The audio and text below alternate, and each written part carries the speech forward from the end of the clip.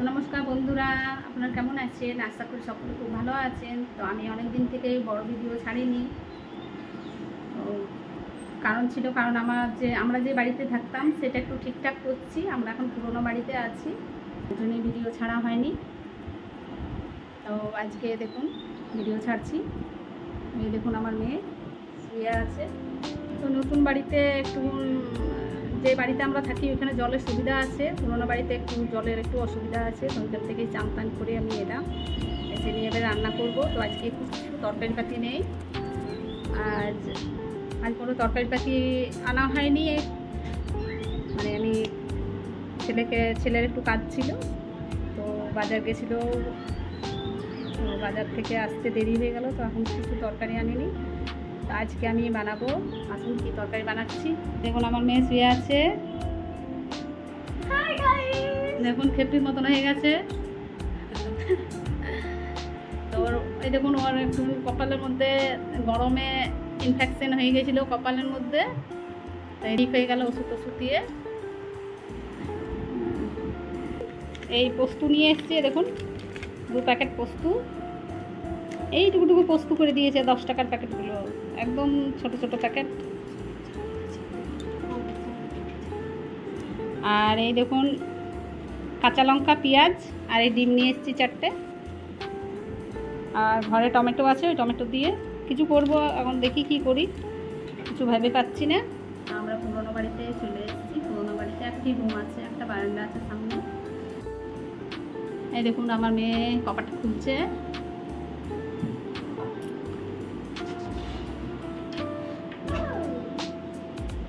এই দেখুন জলের জায়গা রেখেছি সামনে,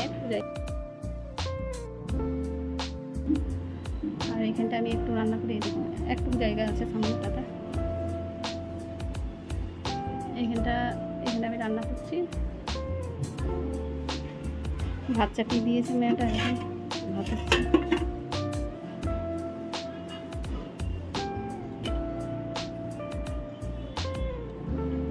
তাহলে আসুন রান্না করে নিই, কী করতে হবে। আলু সিদ্ধ ভাত বসিয়ে দিয়েছে, তো আলু সিদ্ধ ভাতটা এখন দেখি কী করি। কিছু ভেবে পাচ্ছি না, কিছু কী রান্না করবো এখন। তো ভাবছি যে আলুটাকে, টমেটো আছে তো আলু দিয়ে টমেটো পোস্ত বানিয়ে দেবো। আর ডালও আনেনি, তো ডাল কী খাবে আজকে, ঝোল তো কিছু হবে না মনে হচ্ছে। তো দেখি রান্না করি, রান্না করার পর আপনাদের সাথে আবার কথা বলছি কী কী রান্না করলাম। এখন রান্নাটা করে নিচ্ছি। তাকে একটা আমি মজার গল্প শোনাচ্ছি। আমাদের পাড়ার একজন মেয়ে আছে, মানে বড় মেয়ে, বিয়ে হয়নি। তো ও এখন পার্লারে কাজ করে, মানে সবে শিখেছে, কিছু শিখেছে মানে। তো আমি অত জানতাম না যে ও শিখেছে বলে পার্লারের কাজ। তো একদিন ও আমাকে প্রত্যেক দিনই বলে যে বৌদি তোমার চুলগুলো তোমার ভ্রুটা আমি উঠিয়ে দেবো, তো ভ্রু প্লাগ করে দেবো। তো আমি অত গাছ করি না। একদিন তাতে বলছে আমি বিয়ে বাড়িতেও যাই। তো আমি বলি তাহলে বিয়ে বাড়িতে ভ্রু প্লাগ করে চুল কাটে, বউ সাজায়, তো ভালোই। তাহলে আমি ঠিক আছে আসবে, তাহলে চলে এসছে আমার ভ্রু উঠাতে। তো না জেনে শুনে যদি ভ্রু উঠায় কেউ,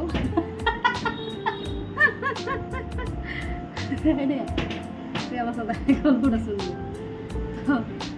তো যদি কেউ না জেনে শুনে ভুরু যদি আমি আপনাদেরকে বলে দিচ্ছি, যদি না জানা মেয়ের কাছে যদি ভুরু কেউ উঠায়, ভুরু প্লাগ করে, তাইলে তো আর হয়ে গেছে ভুরু প্লাগের সত্যানাশ।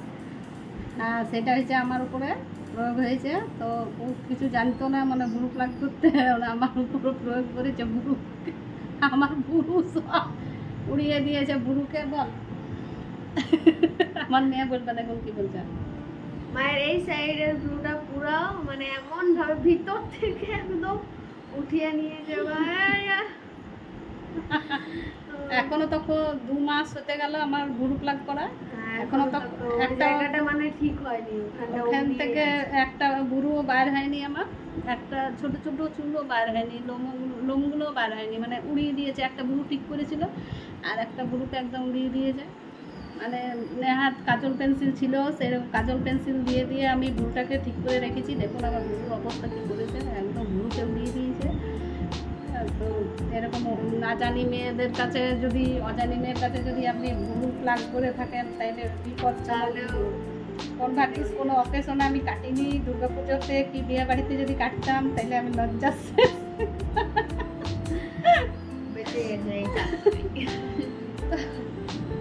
কি অবস্থা। দু মাস হতে গেল আমার এখনো একটা পুরো বার হয়নি।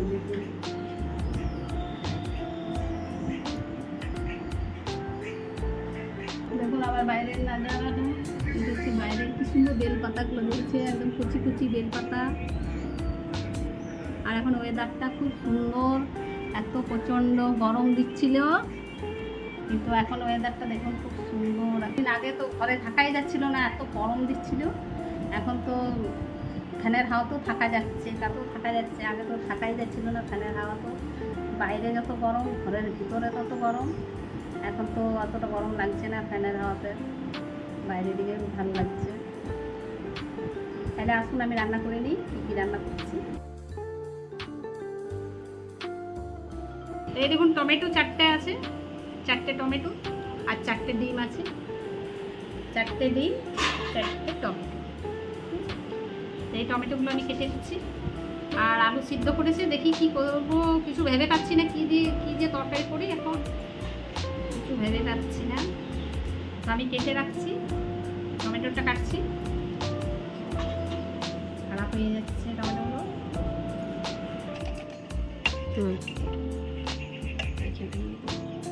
আলুগুলো উঠাচ্ছি। কটা আলু দিয়েছে আমাকে দেখতে হবে। 6টা আছে, 6টা মানে 3টে দিয়েছি, 3টে দিয়েছে, 6 টুকরো আছে।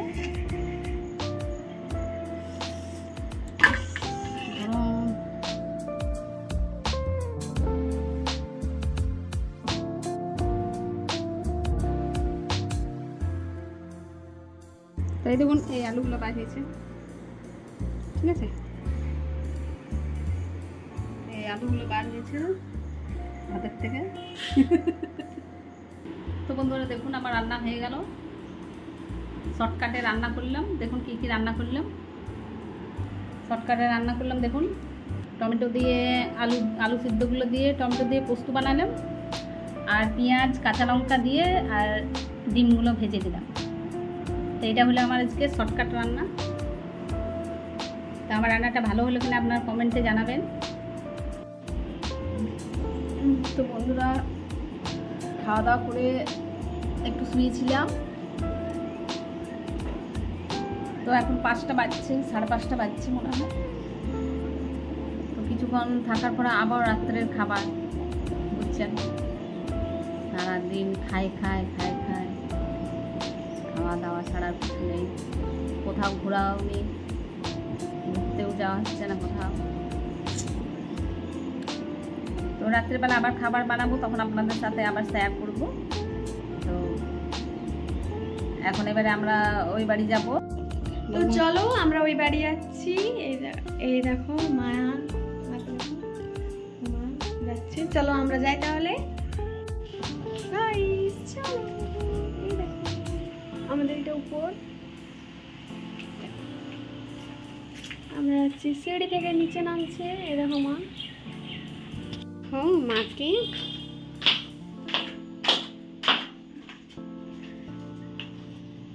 চলো, এখানে আরো গাছ আছে অনেক সুন্দর সুন্দর। চলো গলিতে, দেখো গলিতে গাড়ি আছে। দেখো মা বেড়াই যাবো, চলো আমরা রাস্তাতে হালকা ভিডিও বানাবো। মা যাচ্ছে রাস্তায়, বেশি দূর না আমাদের বাড়িটা, আমাদের ওই বাড়ি থেকে একটু দূরে, ঠিক মা?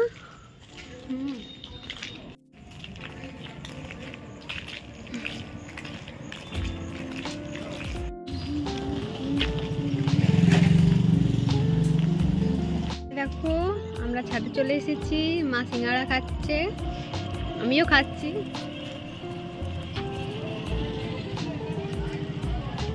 দেখো আমার সিঙ্গাড়াটা আমি খেয়েছি একটু, আমি খাচ্ছি বসে বসে। এখানে রাস্তার লোক কত দেখো, কত রাস্তার লোক যাচ্ছে, এখানে অনেক সুন্দর।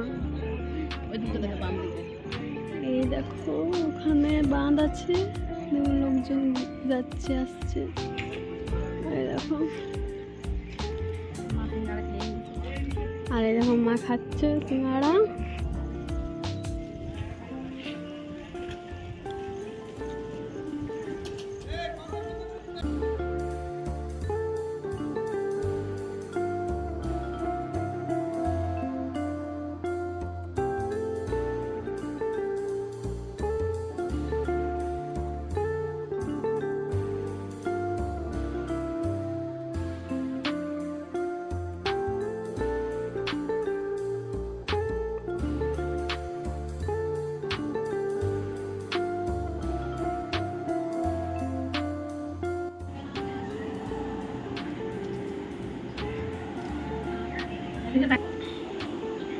দেখো আমাদের খাওয়া হয়ে গেছে,